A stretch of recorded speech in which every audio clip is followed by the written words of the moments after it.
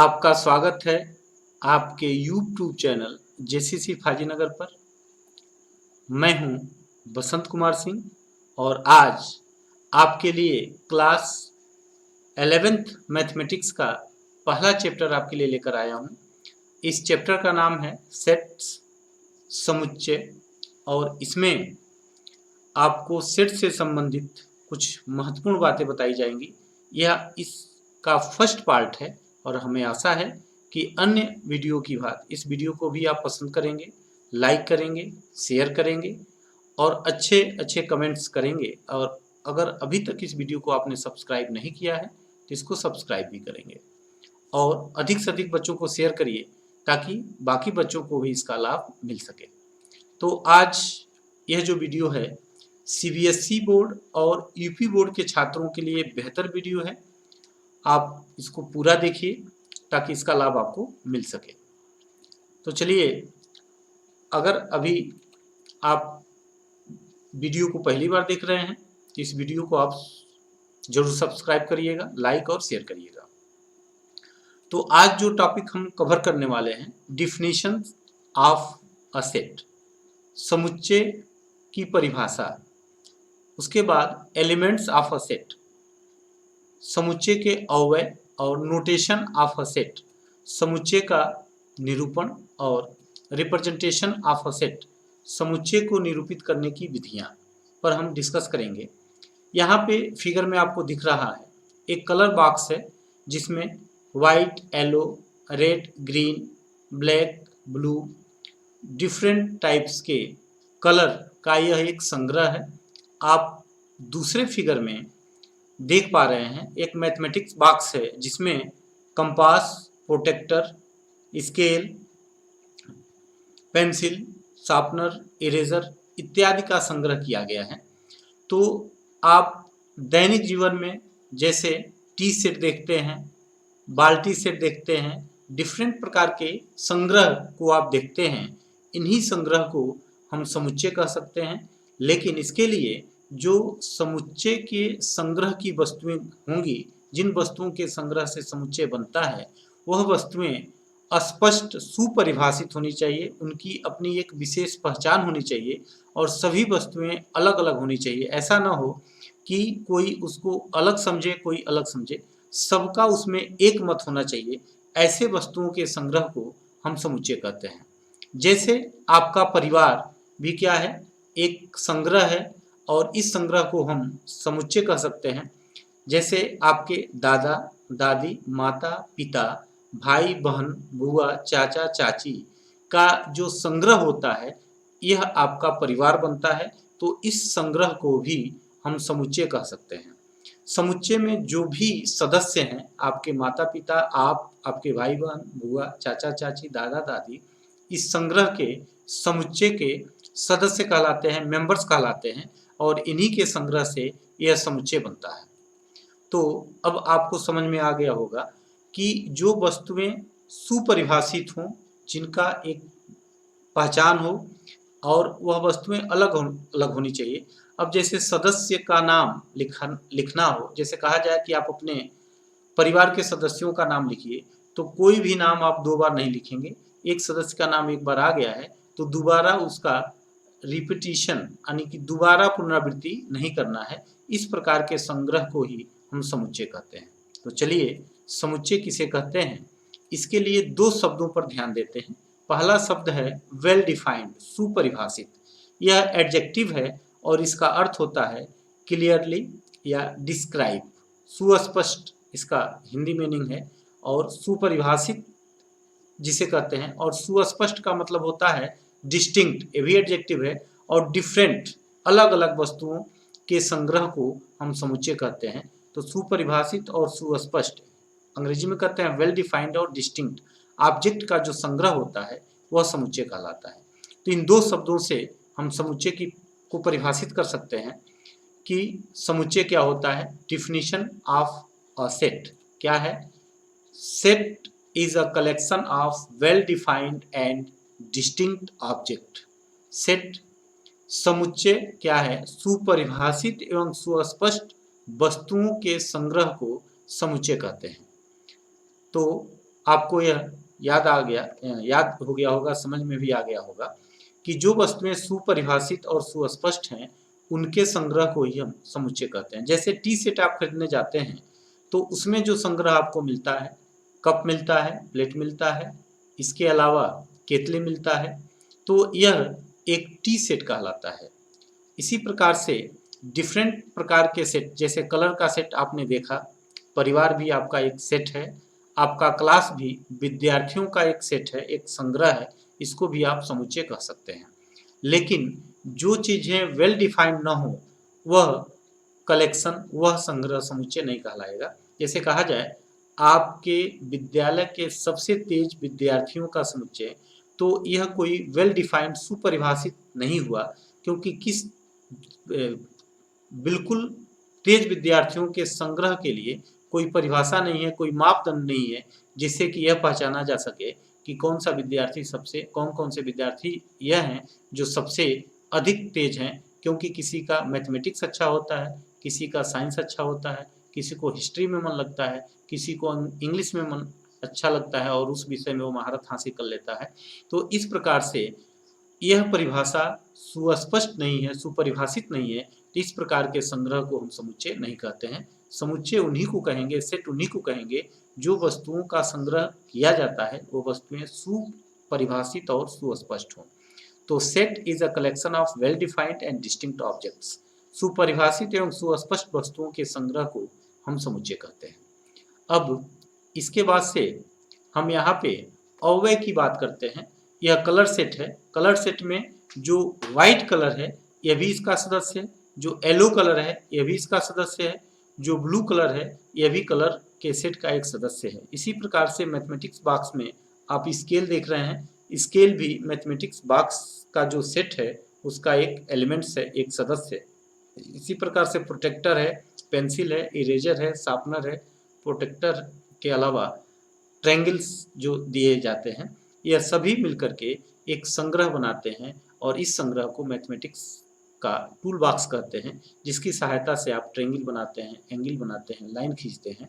तो इसमें से प्रत्येक वस्तु इस संग्रह का एक सदस्य कहलाती है और इन्हीं सदस्यों को हम समुच्चय के एलिमेंट कहते हैं। तो एलिमेंट किसे कहते हैं, इसको डिफाइन करने के लिए, जैसे आपका परिवार है, परिवार का प्रत्येक आदमी उस परिवार का एक सदस्य होता है, तो इन सदस्यों से ही समुच्चय बनता है। तो इन सदस्यों को ही हम समुच्चय का अव्यय, एलिमेंट्स ऑफ अ सेट कहते हैं। तो अब हम इसको परिभाषित करेंगे कि एलिमेंट्स ऑफ अ सेट क्या है।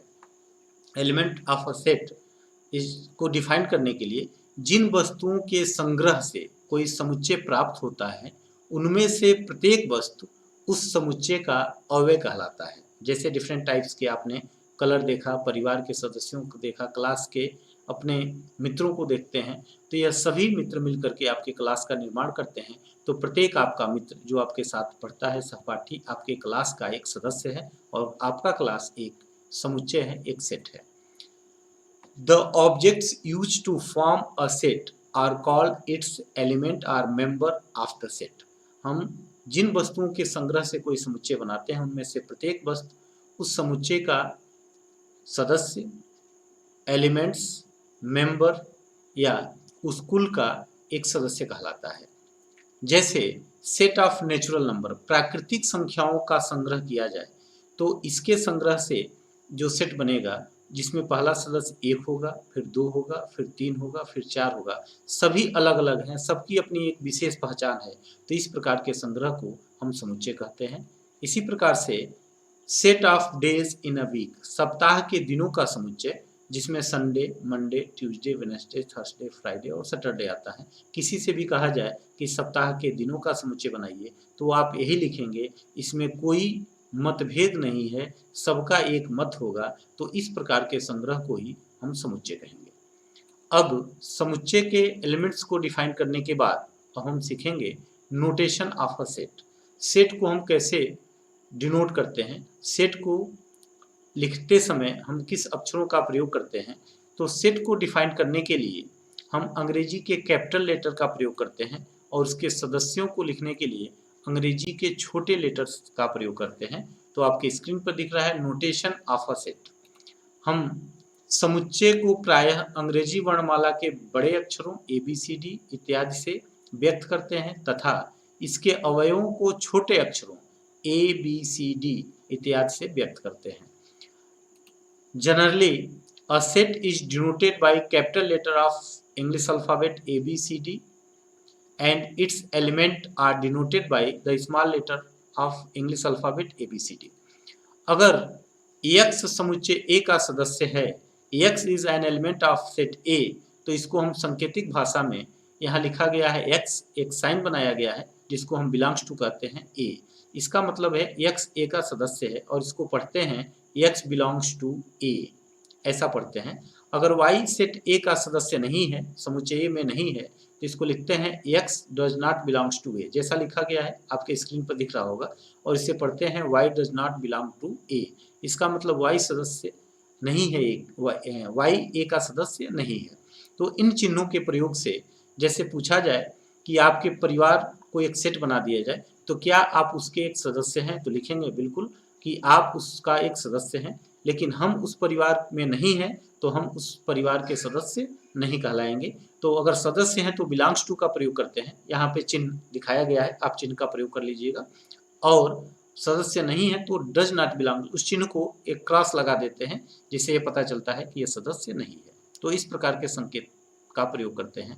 अब इसके बाद से हम पढ़ेंगे कि representation of a set, set को रिप्रेजेंट करने का कुल कितने तरीके आपको आने चाहिए, आपके कोर्स में कितने तरीके हैं, इस पर डिस्कस करेंगे और इस पर चर्चा करेंगे कि सेट नोटेशन के कुल कितने तरीके। तो दो तरीकों का आपका के बुक में दो तरीकों पर प्रैक्टिस आपको कराया गया है। हम यहाँ पे सेट रिप्रेजेंटेशन के 3 तरीके बताएंगे। इसमें से फर्स्ट क्या है, इस पर चर्चा कर लेते हैं और जान लेते हैं कि किस में क्या लिखते हैं। Representation of a set, set को रिप्रेजेंट करने के कुल 3 तरीके हैं, जिसमें से फर्स्ट है डिस्क्रिप्शन फॉर्म, वर्णनात्मक फॉर्म। इसमें केवल सेट के बारे में कह दिया जाता है, शब्दों में व्यक्त कर दिया जाता है। जैसे सप्ताह के दिनों का समुच्चय, सप्ताह क्या है, दिनों का एक समुच्चय है, एक सेट है। और ईयर क्या है, मंथ का एक सेट है। और इसको रोस्टर फॉर्म में कैसे लिखते हैं, तो रोस्टर फॉर्म में लिखने के लिए सभी एलिमेंट को अलग अलग कर्ली ब्रैकेट में लिखते हैं। और तो तीसरा मेथड है यह सेट बिल्डर फॉर्म है, जिसको गुण विधि या समुच्चय निर्माण विधि कहते हैं। और इसमें समुच्चय के सभी सदस्यों को न लिख करके उसके विशेष गुण जो होता है उसके बारे में बताया जाता है कि इसके बारे में पता चल जाए कि इसमें कौन कौन से एलिमेंट। तो चलिए अब एक एक चीज़ों के बारे में हम डिस्कस करते हैं और देखते हैं कि डिस्क्रिप्शन फॉर्म में हम कैसे सेट को लिखते हैं, रोस्टर फॉर्म में सेट को कैसे लिखते हैं, और इसके बाद से सेट बिल्डर फॉर्म में हम सेट को कैसे रिप्रेजेंट करते हैं। तीनों तरीकों के बारे में हम एक एक चीज़ बारी बारी से अध्ययन करते हैं। तो सबसे पहले नंबर आता है डिस्क्रिप्शन फॉर्म या वर्णनात्मक विधि का। इस विधि में समुच्चय के अवयवों को शब्दों में व्यक्त किया जाता है, स्टेटिंग इन words the elements of a set. जैसे हमें लिखना है yes set of all prime numbers, हमें प्राइम नंबर्स के बारे में लिखना है तो हम शब्दों में केवल लिख दिए और इस सेट को हम ऐसे रिप्रेजेंट कर दिए। तो yes is a set of prime number. अभाज्य संख्याएं हैं जिसमें आपको एलिमेंट्स लिखना है 2, 3, 5, 7, 11, 13, लेकिन यहाँ कुछ नहीं लिखा गया है। यस क्या है, एक सेट है, और कैसा सेट है, सेट ऑफ प्राइम नंबर। तो इस तरह के हम शब्दों में केवल लिख दिए हैं, जिसका मतलब होता है कि इसमें क्या क्या एलिमेंट लिखने हैं ये आपको पता चल जाता है। दूसरा है set of natural number, N से डिनोट करते हैं नेचुरल नंबर को, और इसमें कोई भी एलिमेंट नहीं लिखा गया है, लेकिन पूछा जाए क्या इसमें -1 होगा, तो कहेंगे आप -1 नेचुरल नंबर नहीं है इसलिए नहीं होगा। हाँ, 1 होगा और 1 के बाद 2, 2 के बाद 3, 3 के बाद 4, इस तरह से इनकी संख्या बढ़ती जाएगी। तो सेट ऑफ नेचुरल नंबर शब्दों में केवल लिखा गया है। प्राकृतिक संख्याओं का संग्रह को हम प्राकृतिक संख्याओं के संग्रह को n से डिनोट करते हैं, और यह एक सेट है जो शब्दों में लिखा गया है। तो इस प्रकार से हम सेट को लिखते हैं, तो इसको हम डिस्क्रिप्शन फॉर्म या वर्णनात्मक विधि कहते हैं। अब दूसरी विधि जो है यह है रोस्टर फॉर्म या सूची विधि या तालिका विधि कहते हैं। इस विधि में समुच्चय के सभी अवयवों को मझोले कोष्ठक में कामा लगाकर लिखा जाता है अलग करने के लिए। Listing all the elements of a set separated by commas and enclosed with in curly brackets. हम सेट को लिखने के लिए, जैसे अभी दो उदाहरण जो हमने लिखा था, सेट ऑफ प्राइम नंबर्स को एस से डिनोट किया था, तो S is equal to curly bracket में हम लिखेंगे 2, क्योंकि 2 प्राइम नंबर है, 3 भी प्राइम नंबर है, 5 भी प्राइम नंबर है। लेकिन यहाँ पे जो प्राइम नंबर नहीं है वह इस सेट में नहीं आएंगे, वह इस सेट के सदस्य नहीं होंगे। क्या एस में 4 आएगा? तो आप लिखेंगे 4 does not belongs to S, क्योंकि यह इसका सदस्य नहीं होगा। इसमें जो भी नंबर होंगे प्राइम नंबर होंगे। दूसरा नंबर है नेचुरल नंबर, प्राकृतिक संख्याओं का संग्रह है। अब इसमें आप अगर रोस्टर फॉर्म में लिखते हैं, सूची विधि या तालिका विधि में लिखने का प्रयास करेंगे, तो आप n लिखेंगे, इक्वल का साइन बनाएंगे और कर्ली ब्रैकेट में नेचुरल नंबर का फर्स्ट नंबर 1 लिखेंगे, फिर कामा लगा के 2 लिखेंगे, फिर कामा लगा के 3 लिखेंगे। तो इस प्रकार के मेथड को हम रोस्टर फॉर्म कहते हैं। उन्हीं उदाहरण को फिर से दोबारा रोस्टर फॉर्म में लिखा गया है और हमें आशा है कि आप दोनों विधियों को अच्छी तरह से समझ गए होंगे। अब जो लास्ट और सबसे अंतिम विधि है सेट बिल्डर फॉर्म, जिसको गुण विधि या समुच्चय निर्माण विधि भी कहते हैं। इसमें हम समुच्चय को लिखते समय कोई एलिमेंट नहीं लिखते हैं। इस विधि में समुच्चय को उसके अवयवों के विशेष गुण द्वारा निरूपित करते हैं। In this method a set is described bye a characterising property. इसमें समुच्चय के प्रॉपर्टी के बारे में बताया जाता है, एलिमेंट्स नहीं लिखा जाता है। जैसे यहाँ फर्स्ट एग्जांपल में आपको दिख रहा होगा, set of all prime numbers, S से डिनोट किया गया है और एक्स कर्ली ब्रैकेट में लिखा गया x such that x is a prime number. तो इसमें केवल गुण बता दिया गया कि इसमें जो भी नंबर होंगे वो प्राइम होंगे। तो 2 प्राइम नंबर होगा, इसमें है 3 भी प्राइम नंबर है, इसमें होगा 5 भी प्राइम नंबर है, इसमें होगा, लेकिन 6 प्राइम नंबर नहीं है तो इस सेट में नहीं होगा। तो इस प्रकार से इस सेट में वही नंबर लिखेंगे जो प्राइम होंगे। उसके गुण के बारे में केवल बताया गया है, एलिमेंट्स के बारे में नहीं लिखा गया है। इसी प्रकार से दूसरे एग्जाम्पल में लिखा गया है सेट ऑफ नेचुरल नंबर को n से डिनोट किया गया है और लिखा गया है कर्ली ब्रैकेट में x such that x is a prime number, x such that x एक प्राकृतिक संख्या है, हिंदी में लिख सकते हैं। तो x सच दैट x एक प्राकृतिक संख्या, इसका मतलब जो भी प्राकृतिक संख्या होगी इसमें उपस्थित होगी, इसका सदस्य होगा, यह इसका एलिमेंट होगा। तो इसमें 1 2 3 4 5 ये सारे नंबर आएंगे जो नेचुरल नंबर होते हैं। तो इस प्रकार से सारे एलिमेंट न लिख करके हम समुच्चय के बारे में इस तरह से जो वर्णन करते हैं इसको सेट बिल्डर फॉर्म कहते हैं। अब इसके बाद से एक क्वेश्चन यहाँ पे प्रश्न नंबर 1 लिखा गया, निम्नलिखित में कौन समुच्चय है? Which of the following is set. यहाँ पे आपके बुक में क्वेश्चन पूछा भी गया है कि कौन से समुच्चय हैं और इसके लिए आप इसका औचित्य भी बताइएगा कि समुच्चय है तो क्यों है और समुच्चय नहीं है तो क्यों नहीं है। जैसे यहाँ कहा गया जे से प्रारंभ होने वाले वर्ष के महीनों का संग्रह, तो आप जनवरी से लेकर के दिसंबर तक उन महीनों का नाम लिखना है जो जे अक्षर से स्टार्ट होते हैं। तो यह सभी लोग अगर लिखना प्रारंभ करेंगे तो जनवरी लिखेंगे, जून लिखेंगे और जुलाई लिखेंगे, क्योंकि यह जे से प्रारंभ होने वाले महीने हैं। इसमें कोई कन्फ्यूजन नहीं है, सबका एक मत होगा इस पर। इसका मतलब यह है कि यह सुपरिभाषित और स्पष्ट है, अलग अलग चीज़ें हैं, जनवरी अलग है, जुलाई अलग है, जून अलग है। तो इस तरह से आप इसको हम कह सकते हैं कि यह सुपरिभाषित और सुस्पष्ट है, इसलिए जे से प्रारंभ होने वाले महीनों का संग्रह जो होगा वह एक समुच्चय होगा। Collection of month started from letter J, विश्व के सर्वश्रेष्ठ बल्लेबाजों का संग्रह, यह एक समुच्चय नहीं है। जैसे सबके नज़र में अलग अलग बल्लेबाज सर्वश्रेष्ठ होंगे, कोई सचिन को अपना भगवान मानता है या क्रिकेट की दुनिया का भगवान मानता है, कोई ब्रेन लारा को अपना भगवान मानता है कि वह सर्वश्रेष्ठ बल्लेबाज हैं। इसके अलावा कोई अनिल कुंबले को मानता है कि वह सबसे अच्छे बल्लेबाज हैं। सबका एक मत नहीं है कि सर्वश्रेष्ठ में किसका नाम लिखा जाए। अलग अलग देशों के अलग अलग प्लेयर्स हैं जो अच्छे बैट्समैन हैं, तो सबका इसमें एक मत न होने के कारण यह वेल डिफाइंड नहीं है, सुपरिभाषित नहीं है, सुस्पष्ट नहीं है, तो ऐसे संग्रह को हम समुच्चय नहीं कहेंगे। Collection of best 11 batsman in the world, तो यहाँ पे जे से प्रारंभ होने वाले महीने हैं जनवरी, जून और जुलाई, यह माह सुपरिभाषित है, अतः यह समुच्चय है। लेकिन अगर हम विश्व के सर्वश्रेष्ठ बल्लेबाजों होने या न होने का कोई पैमाना हमारे पास नहीं है जिसे हम नाप सकें, कि कौन सर्वश्रेष्ठ है और कौन सर्वश्रेष्ठ नहीं है, अर्थात ऐसे बल्लेबाजों का संग्रह सुपरिभाषित नहीं है, अतः यह समुच्चय नहीं कहलाएगा।